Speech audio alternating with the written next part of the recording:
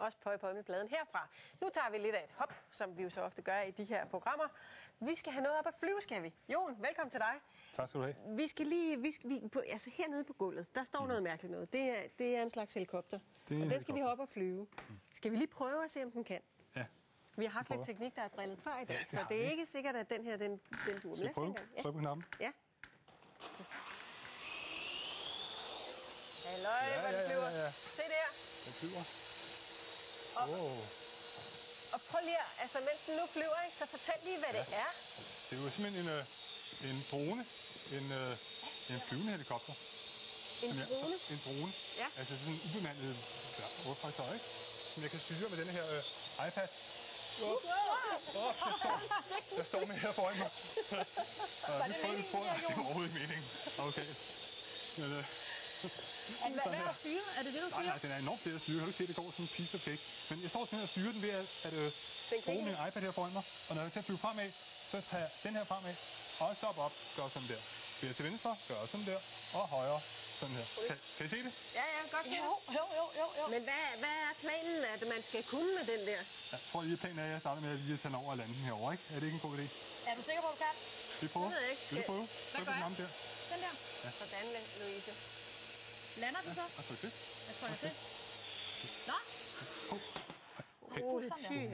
Det var næsten blevet. Er det noget af en hårdtør, var den larmer lidt? Men lad mærke til den blide landing.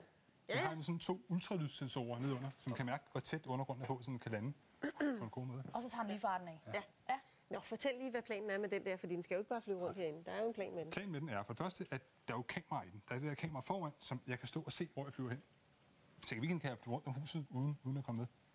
Der er også kamera nede i maven på den, så jeg kunne skifte over og se, hvad der er nede under den, hvis jeg skulle lyst til at se gulvet. Og det billede, som kameraet filmer, det er det billede, som du har her på din iPad, ikke også? Ja. Så kan man følge. Så man kunne give dig, man kunne ikke give dig bind for øjnene, men du kunne godt flyve et sted hen, hvor du ikke kan stå og kigge. Ja. Det kan godt være, du skulle øve dig lidt. Så er lidt træning. Ja. Men hvad skal det til for, spørger jeg så bare? Ja, hvad kan man bruge til? Kan have sådan en der. Altså, er det måske en slags spionfly, sådan ligesom de der i Afghanistan, der går ubemandet ind over udspionerer kvinderne. Jamen, den larmer lidt meget i det, ikke? Og den rækker kun 50 meter væk, så det er sådan lidt svært at få rigtig potentiale i den. Ja. Er det så et legetøj? Det tror jeg nok, det er. Men dem, der sælger den, de siger noget helt tredje. De siger, det er en spillekonsol. De siger, det her, det er en nytids PlayStation. Nå. Ja. Altså, men hvad kan man spille på den? Fordi der er jo ikke spil i den, eller hvordan hænger det så sammen? Det er sjovt vildt. Der er sådan nogle klistermærker her foran, kan man se. Ja, må jeg prøve at løfte? Ja, det må du gerne. Ja. Forsigtigt, Louise. Og så sådan nogle klistermærker, dem må så sætte op også på, for eksempel på sofaen derovre. Er det dem her? Ja, dem her. Ja.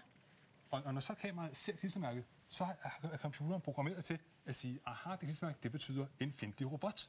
Så på mit billede her, ser jeg lige pludselig en fjendtlig robot være over på sofaen. Og den begynder at skyde på mig. Ja. Det kan også ikke i virkeligheden, men det ser sådan ud inde på min skærm. Og jeg kan skyde på den, og jeg kan undvige de der skud. Så det er spillet. Så man kan spille hjemme i sin egen stue, og der er mærkelige ting bag sofaen og oppe i loftet og sådan noget. Og så har man selv sat de der klistermærker, så der ligger mærkelige ting og forhindringer rundt omkring i stuen. Og det er ret vildt, hva'? Og hvis man har 2 helikoptere, så kan man lave dogfight mod hinanden. Ja. Hvad siger det så om fremtiden? Fordi det er jo en ret vild teknologi, som vi lige pludselig står med her, så er det ikke det? Det er det. Den helikopter er bare propfyldt med fremtidshistorier. Og der er masser af dem. Et par af dem er historien om Moores lov og singulariteten.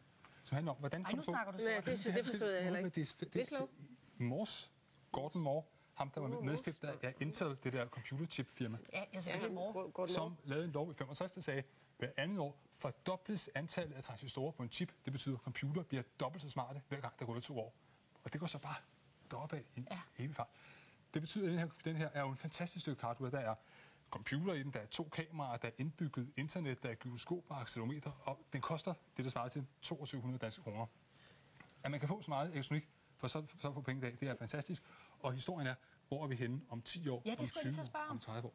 Hvad har vi så om 10 år? Hvad er det så, vi står her sammen med dig og kigger på? Jamen, det hvor vi går hen med 10 eller 20 eller 30 år, det er singulariteten, som en amerikansk forsker, der kalder det, at de her computer bliver så små og smarte og kan alting, de begynder at smelte sammen med os mennesker.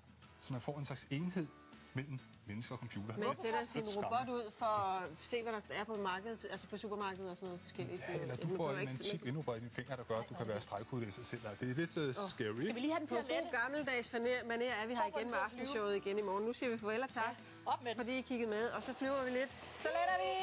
Tak for i aften.